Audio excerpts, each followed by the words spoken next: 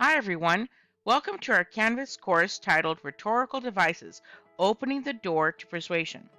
I'm your instructor, Mrs. Claudia Borrego, and this video will serve as a short explanation of what to expect not only in the course overall, but in the third of 4 lessons within the course. Okay, let's get started.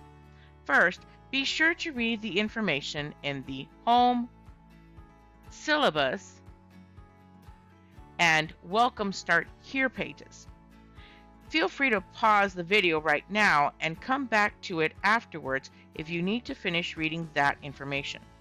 Now, let me start by letting you know that apart from the home, syllabus, and Welcome Start Here pages, this course includes a lesson overview, discussion, assignment, quiz, and culminating activity.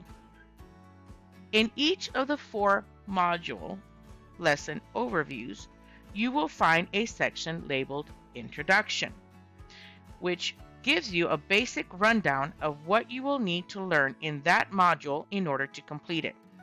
Then there is a section labeled Definitions, Examples, and Link, which gives you a link to a website that best explains the overall rhetorical device that is the focal point of that lesson.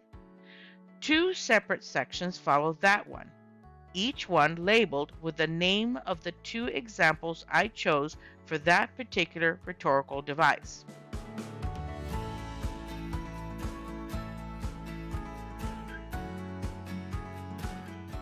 Next, I have added a section labeled with the type of elements that corresponds to that module's chosen culminating activity.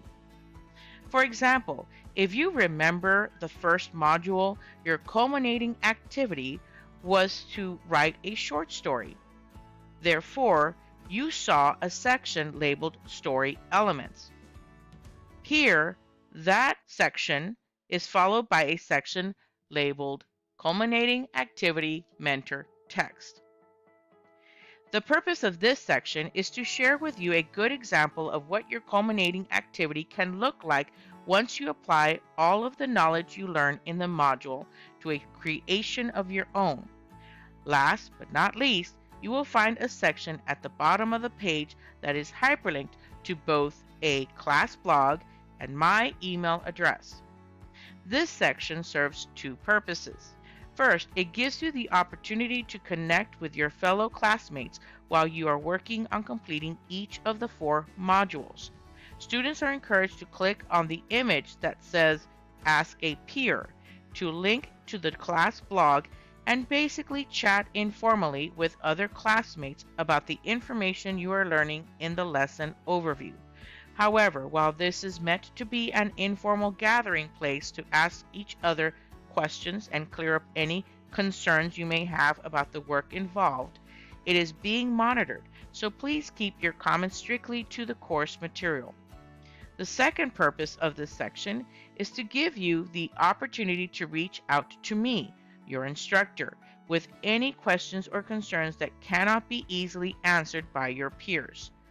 Should the class community reach a point where no one seems to know the answer to a question, or should you want to ask an individual question about your interaction with a lesson or the course as a whole, you are encouraged to click on the image that says Ask the Instructor and send me an email with your questions or concerns. I will do my very best to answer your email as quickly as possible, but it may still take 12 to 24 hours to get a response from me, depending on the day of the week or hour of the day. Now, to discuss the information found in this particular lesson, let's look at the 2 specific examples of sentence devices I have chosen for it. The first one, inversion, otherwise known as anastrophe, was made famous by Yoda in Star Wars. The second one, chiasmus, has been used very often and in some of history's most famous speeches.